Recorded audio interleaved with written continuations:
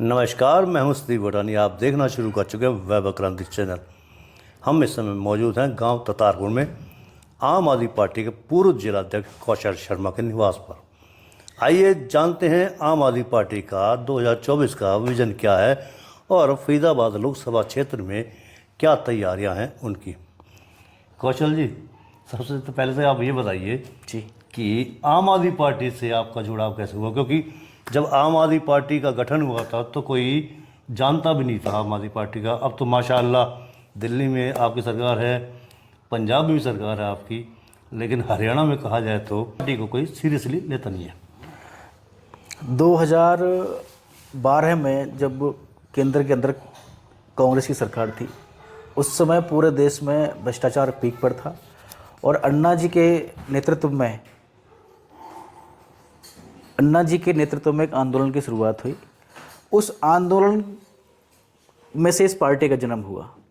2012 में 26 नवंबर 2012 को आम आदमी पार्टी का गठन हुआ था। तब मैं एक एमएनसी कंपनी में एचआर में जॉब करता था। हमारी काफ़ी बड़ी कंपनी थी, फरीदाबाद में मेरा ऑफिस था। लेकिन युवा थे, जोश था वटानी जी, तो लगा भाई अब सब कुछ परिवार बाद में, निजी जीवन बाद में, अब पहले भ्रष्टाचार के खिलाफ लड़ेंगे। तो आम आदमी पार्टी एक आंदोलन थी, क्रांतिकारी आंदोलन थी, जिसने 2013 में चुनाव लड़ा। उसमें हमने 28 सीटें ली। फिर कांग्रेस के जो बिना शर्त समर्थन मिला उसके सहयोग से सरकार बनाई। 49 दिन की सरकार चली। उसके बाद फिर अरविंद जी ने इस्तीफा दे दिया। तो वहीं से इस सफ़र की शुरुआत हुई। हमने कभी सोचा भी नहीं था कि हम एक दिन राजनीतिक पार्टी के हिस्सा होंगे। आप देख रहे हैं मेरा घर, मेरा परिवार सब, हम तो नौकरी पेशे वाले लोग हैं। मेरे पिताजी गवर्नमेंट जॉब में थे, चाचा गवर्नमेंट जॉब में। हम 5 भाई हैं, हम पाँचों भाई आज भी छोटा मोटा काम धंधा करते हैं, जॉब करते हैं। तो कभी ऐसा सोचा भी नहीं था। लेकिन एक जब भ्रष्टाचार के खिलाफ आंदोलन शुरू हुआ तो उस आंदोलन की जो अलख थी, जो आग थी हमारे दिलों के अंदर कि भाई ईमानदारी से काम हो सकते हैं, जब हमारा परिवार ईमानदारी से चल सकता है, अरविंद केजरीवाल का परिवार ईमानदारी से चल सकता है और कितने लाखों लोगों के परिवार ईमानदारी से सैलरी पर चल सकते हैं, तो फिर ये नेताओं को इतने बड़े बड़े भ्रष्टाचार करने की ज़रूरत क्या है। उसी के साथ सफ़र बढ़ता गया। और अभी आपने कहा कि दिल्ली में सरकार है, पंजाब में सरकार है, तो सभी कार्यकर्ता साथियों की मेहनत है, हमारे नेतृत्व की मेहनत है, अरविंद केजरीवाल जी की जो तपस्या है उसका फल है कि आज हिंदुस्तान के अंदर आम आदमी पार्टी तीसरी राष्ट्रीय पार्टी है। और हरियाणा की आप बात कर रहे थे, तो हरियाणा में भी हम दिन रोज़ बढ़ रहे हैं। और आने वाले चुनावों में, पहले आप लोकसभा चुनाव में देखिएगा, उसके बाद विधानसभा चुनाव में 2024 में आम आदमी पार्टी की सरकार बनेगी। इस बात की हम गारंटी देते हैं। कैसे दावा करते हैं आप 2024 के लिए? अगर आप क्लेम करते हैं सरकार बनेगी, कोई सीरियसली लेता ही नहीं है। मैंने पहले भी कहा है कि आम आदमी पार्टी को सीरियसली कोई नहीं लेता हरियाणा में। अभी आप खट्टर साहब के पिछले कुछ बयान उठाइए, चाहे वो अखबारों के हों या मीडिया चैनल्स के हों, वो हर बात पे आम आदमी पार्टी को कोसते हैं।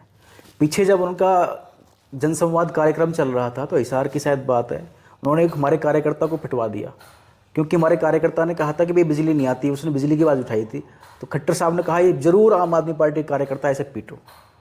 तो मुख्यमंत्री के सपना में तो आम आदमी पार्टी आती है, आपके तो आम आदमी पार्टी का जनाधार नहीं है।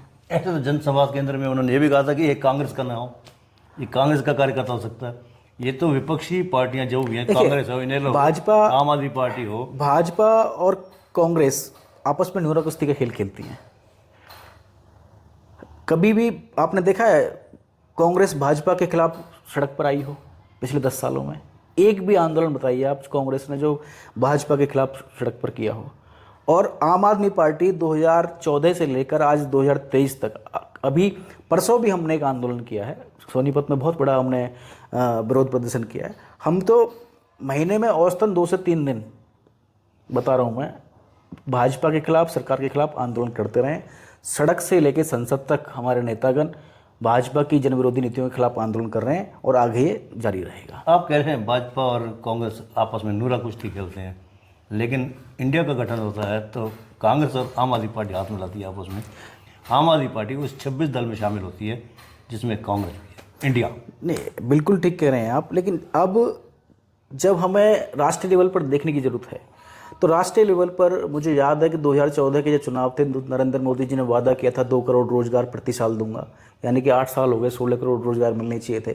15 लाख प्रति व्यक्ति खाते में देने की बात कही थी, वो भी शायद अब तक मेरे तो आए नहीं, ना मेरे परिवार में किसी के आए, मुझे लगता है आपके भी नहीं आए होंगे, इनके भी नहीं आए होंगे।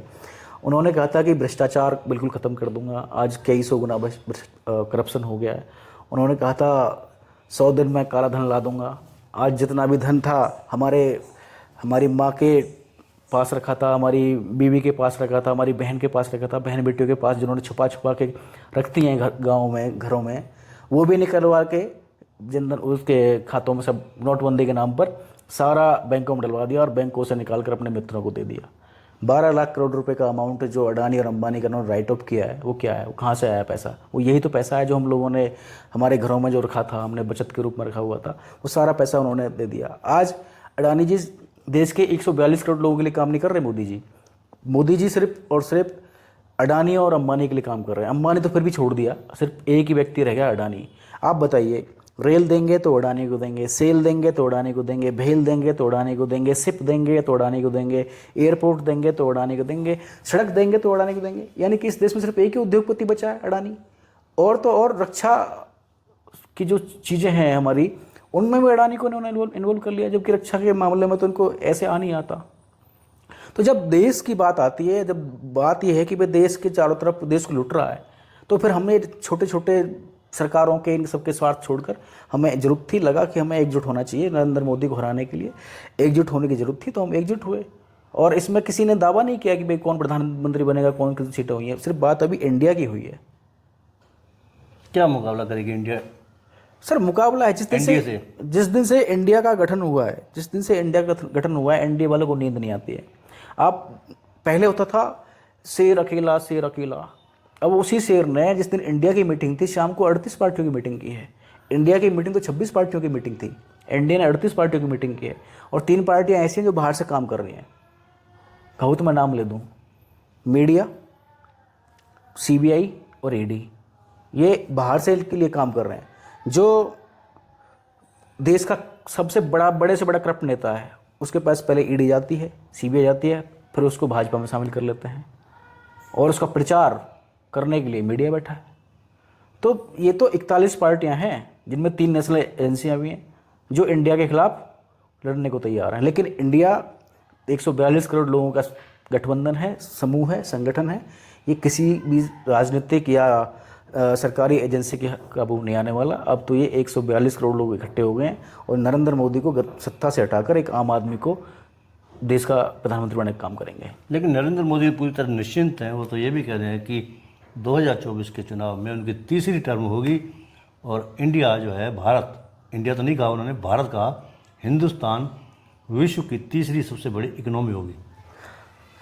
नहीं, मुझे लगता कि देखो, एक तरफ जहाँ पार्लियामेंट में मणिपुर को लेकर बात चल रही है कि मणिपुर पर चर्चा होनी चाहिए, वहीं दूसरी तरफ भारत के प्रधानमंत्री चुनावी रैली कर रहे हैं, राजस्थान में रैली कर रहे हैं, मध्य प्रदेश में रैली कर रहे हैं। तो क्या उनकी प्राथमिक जिम्मेदारी ये नहीं बनती कि एक जो हमारा अपना स्टेट है मणिपुर, जो कि बॉर्डर स्टेट है, वहाँ पर शांति बहाल की व्यवस्था की जाए, उस पर आकर सदन में चर्चा करें, विपक्ष को बताएं, देश के लोगों को बताएं कि आखिर ये 85 दिन तक की हिंसा चली क्यों, इसके पीछे वजह क्या थी, और अगर ये काबू में नहीं आ रही तो किस कारण से काबू में नहीं आ रही, या वो खुद काबू करना नहीं चाहते। तो उनके लिए चुनाव सर्वप्रथम है। देश और देश के लोग उनके लिए कोई महत्व नहीं रखते। ये अभी जो सेशन चल रहा है, इस बात से बिल्कुल प्रमाणित होती है। अगर नरेंद्र मोदी जी को देश के बारे में थोड़ा सा भी कहीं संवेदनशील होते तो मणिपुर पर चर्चा करते। मणिपुर के जो, मैं कहता हूँ कि 85 दिन तक कोई हिंसा हो जाए, ऐसा हो नहीं सकता बिना सरकार की, मतलब सरकार तो कहीं ना कहीं इसको इग्नोर कर रही है ना। संसद में चर्चा तो चलाई है उन्होंने, बस प्रस्ताव किसने चलाई है? किसने चलाई है? इंडिया के लोगों ने लगातार जब मांग की है, हमारे आम आदमी पार्टी के सांसद संजय सिंह जी को उन्होंने सदन से बाहर कर दिया। किस लिए बाहर कर दिया? क्योंकि वो बार बार ये बात कह रहे थे कि पहले मणिपुर पर चर्चा की जाए, मणिपुर के में इस तरह की घटनाएं क्यों हो रही हैं। बुटानी जी, वो वीडियो हमने सबने आपने देखा है, उस वीडियो को देखकर डर लगता है। मुझे भी 2 बेटियां हैं, मुझे भी डर लगता है कल को यहाँ भी ऐसा हो सकता है। यहाँ भी भाजपा की सरकार है, हरियाणा के अंदर भाजपा की सरकार है, हमारे देश में भी भाजपा की सरकार है। जब मणिपुर में हो सकता है तो यहाँ भी हो सकता है, क्योंकि जहाँ जहाँ भाजपा की सरकारें हैं वहाँ पर कहीं भी बहन बेटियाँ सुरक्षित नहीं हैं। सारे के सारे जितने भी बड़े बड़े कल्प्रिस्ट कह लो या क्रिमिनल्स कह लो, वो सारे के सारे आज भारतीय जनता पार्टी में पाए जाते हैं। तो उस वीडियो को देखकर लगता है कि यार कुछ तो गड़बड़ है, इसको ठीक किया जा सकता था। उसमें एक तो कारगिल युद्ध के जो हमारे सेनानी रहे हैं उसकी बीवी है। अब बताइए वो क्या सोच रहा होगा वो बंदा कि मैंने किस लिए कारगिल युद्ध लड़ा? इसलिए कि मेरी बीवी को, मेरी पत्नी को नंगा करके सड़क पर दौड़ा जाएगा, इसलिए? क्या ये भावनात्मक विषय नहीं है? क्या ये प्रधानमंत्री जी के हृदय को नहीं कटोचती हैं बातें? जब एक आम आदमी के हृदय को बात कटोचती है, वो तो राजा हैं देश के, उन्हें तो बहुत ज्ञान है, तो उनको भी कटोचनी चाहिए सर।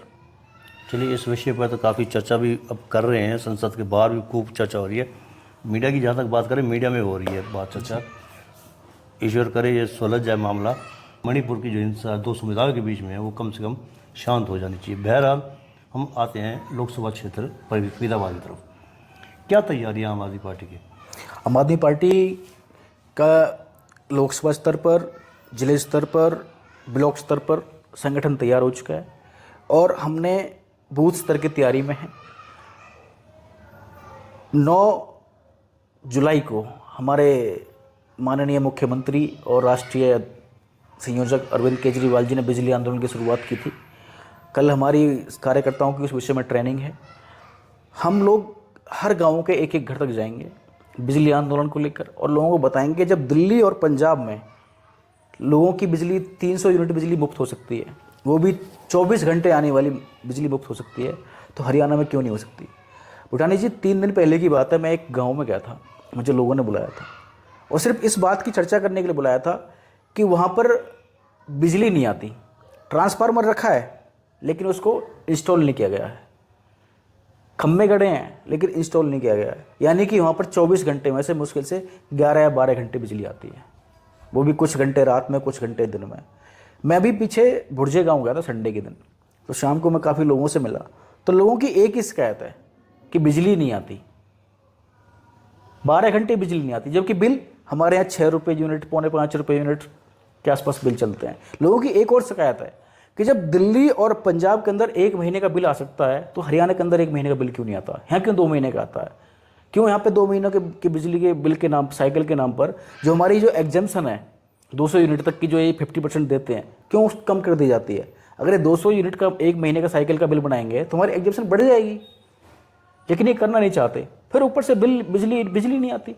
तो इन समस्याओं को लेकर हम लोग हर घर तक जा रहे हैं, हर आदमी तक जा रहे हैं, और मुझे लगता है कि ये एक ऐसी समस्या है जो हर आदमी को टच करती है और इसको लेकर हर आदमी आम आदमी पार्टी के और हमारे साथ खड़ा है। ये जो आप देख रहे हैं YouTube channel, Facebook page, Instagram और ट्विटर हैंडल, इसको आप लाइक, फॉलो अवश्य करें और कमेंट बॉक्स में जाकर एक प्रतिक्रिया अवश्य दें। वोकल फॉर लोकल के लिए हमें आपका इतना सा सहयोग जरूरी है। धन्यवाद। जय हिंद, जय भारत। हम आपसे अगर अनुरोध इसलिए भी करते हैं क्योंकि अगर आप ऐसा नहीं करेंगे तो लोकल चैनल कैसे आगे बढ़ेगा? मेन स्ट्रीम मीडिया के मुकाबले में लोकल चैनल ही आपका हितकर है।